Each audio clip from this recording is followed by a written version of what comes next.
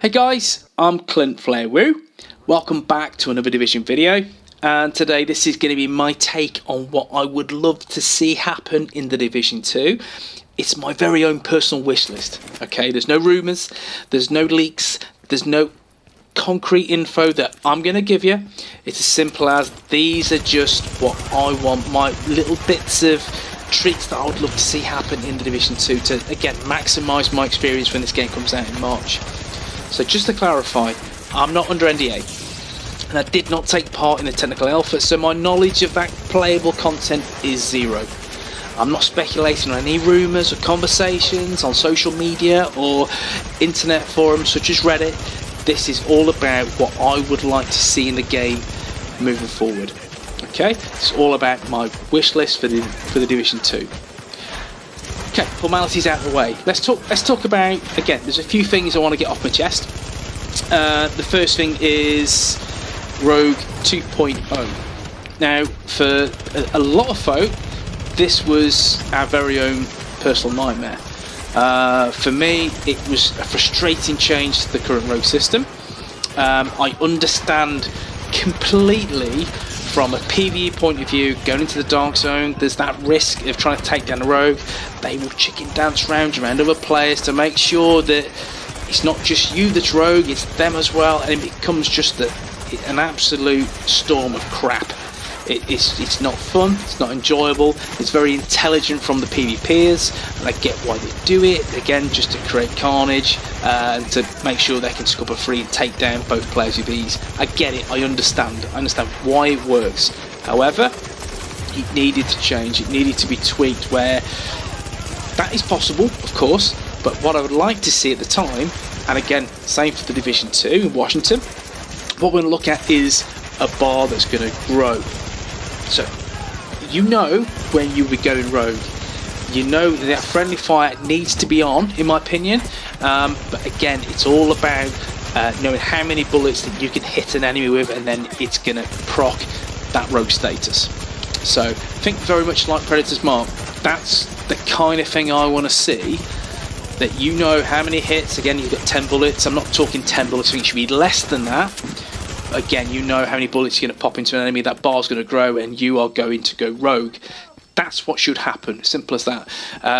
Rogue 1.0 was, for me, it was nigh on exactly what I wanted to see. Needed a tweak, unfortunately it had an overhaul, and that was the disappointing thing for me. So moving forward to Division 2, what I want to see is Rogue 1.5. Yeah, so very much what Rogue 1 was like, however it's tweaked to make it beneficial with elements for PvEers and PvPers. That's gonna, again, there's gonna be create a little bit of harmony between both sides of the water, so we're in a good place. That's my opinion, and I'd love to hear what you guys have got to say.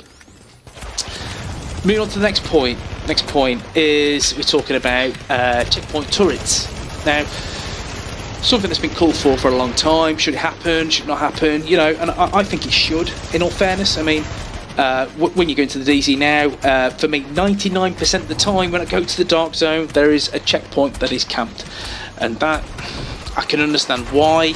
It's annoying, it's frustrating, and I believe, think Last Stand, think of the fortifications there, I would love to see powerful turrets that are going to deal a lot of damage to any rogue players that get in that vicinity. So players have that chance to go into the Dark Zone and at least experience some kind of gameplay, some kind of anything in the DZ, rather than just get that really bad experience of being pushed out, because that's all it does. It pushes people out saying, why am I going to enter the Dark Zone when there's a group of 4, maybe even multi-group, 8 players, camp a checkpoint, and all they're going to do is take down solo players, which is not what I want to see, and I think it needs to be tweaked for the Division 2, and checkpoint turrets would help. Yeah, and again, something similar to if your rogue status 1, it does X amount of damage. If your rogue status 2, 3, 4, it starts to deal more damage. So if you manhunt, as an example, you go near them turrets, they're going to melt you.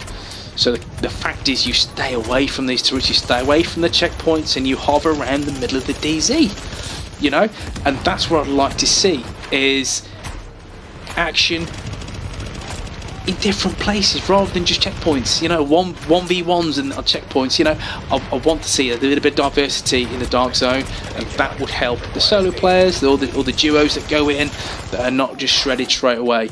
You know, give them a chance to get in there first. It's simple as that. That's my take, you know.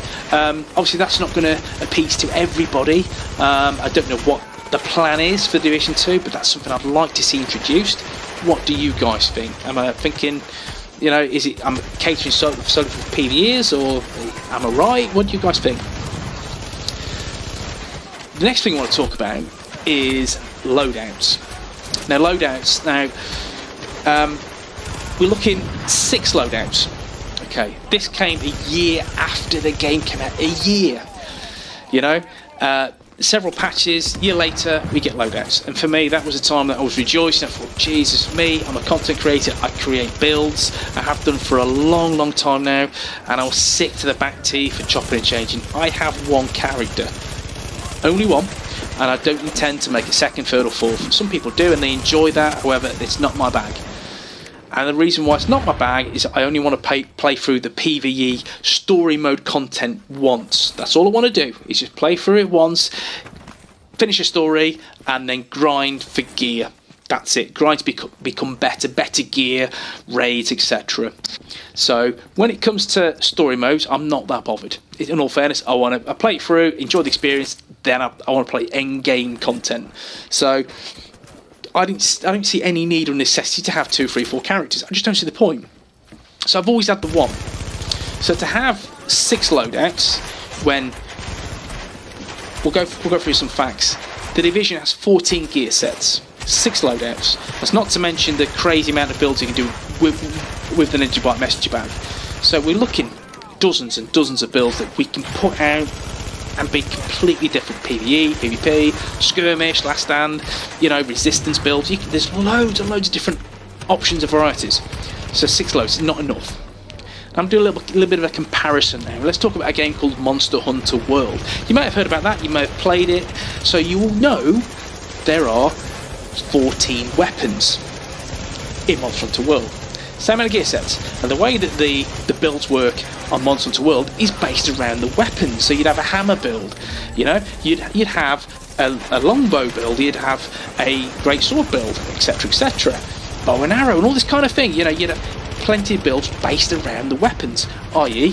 like the Division, based around the gear. So there are 14 weapons, same as the Division, 14 gear sets, 14 weapons.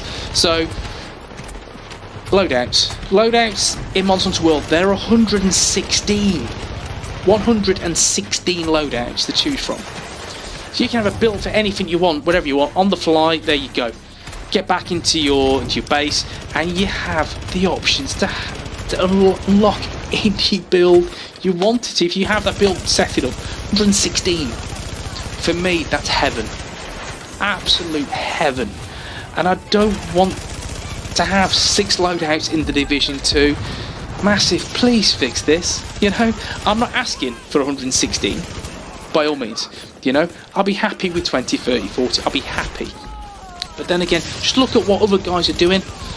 Look what the team Monster Hunter World are doing, and to have that many loadouts available is perfect. It's perfect for me, and it's perfect for the consumer, perfect for the guys that want to grind, want to have on-the-fly builds, and you know how to grind. Guys, simple as that. Loadouts are key, and I would love to see an abundance of loadout options in the Division 2. That is a must-have. It's a definite. It's got to happen. You know, if there's going to be gear sets, builds, you need that in the game. So what do you think? I think it's a given. It has to happen, and I would love to see a stupid amount of builds, not 6. If it's 6 or 10, I will be pissed. It's as simple as that, because it's frustrating. And for the record, Monster Hunter World, you don't need 2 characters, 3 or 4.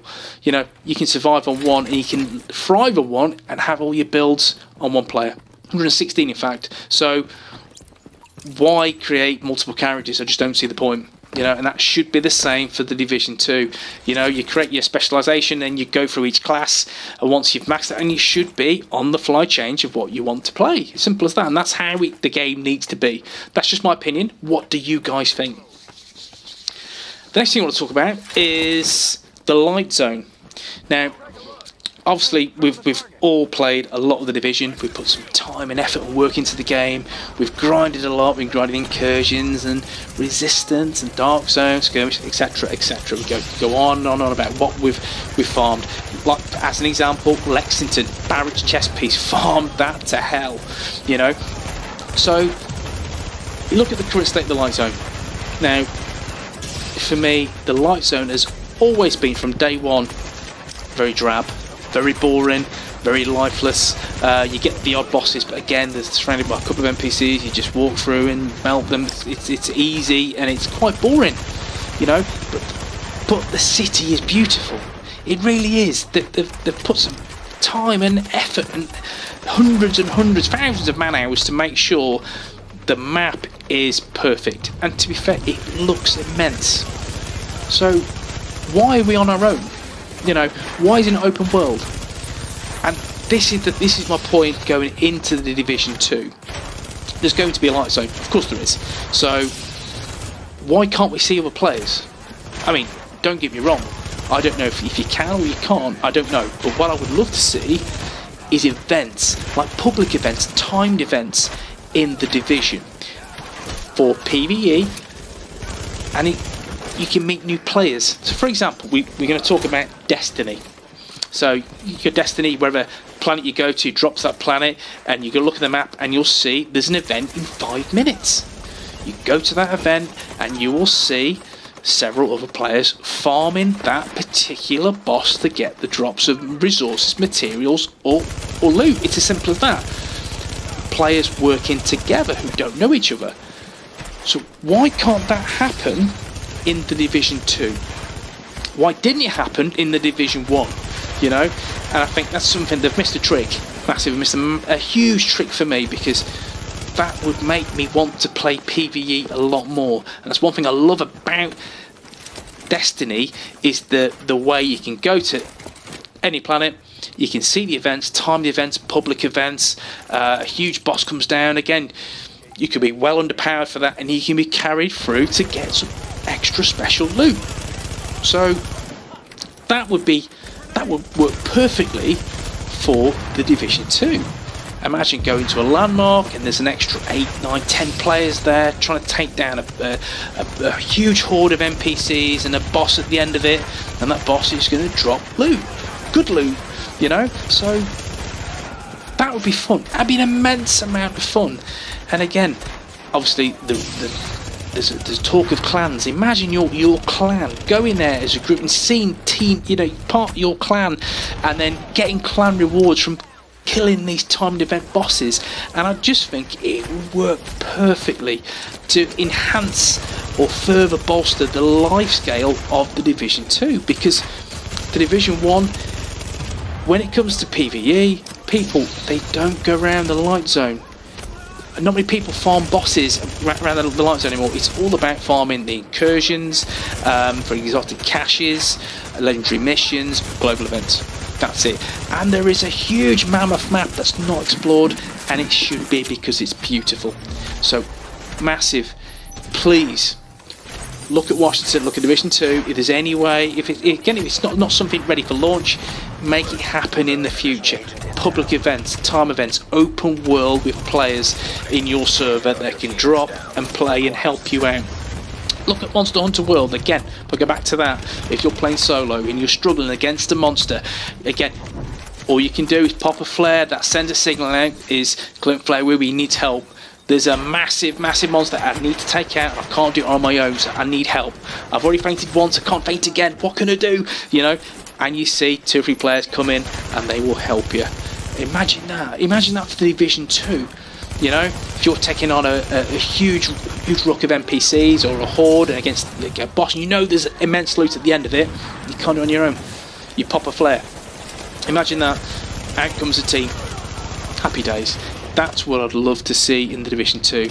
And maybe these are pipe dreams, maybe they are, but Division 2 is going to be an epic game. Whatever happens, I just hope that massive take note of it. Again, if they ever watch this video, fingers crossed, but I just hope that they look at the endless possibilities. I know there's going to be raids, I know there'll be this, that and the other, but public events, timed events, you know, taking the fine art of Destiny, was make Destiny great in my opinion, and put it into Division can only be a good thing.